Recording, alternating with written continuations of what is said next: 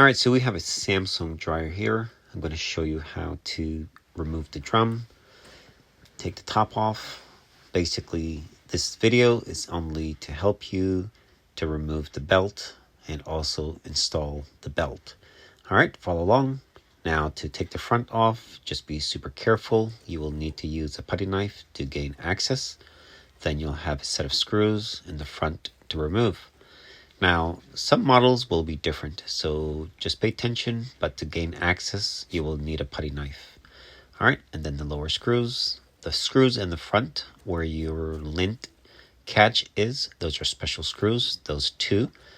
And this model actually has 4, but most will only have 3. All right, once you gain access, we'll be removing the bulkhead, which is the piece that holds the rollers. And then we'll be taking off the belt and then installing the belt. All right, enjoy the rest of the video. Remove the 4 screws. 1, 2. This one is a plastic thread, a little bit different. All right, lift, slide down,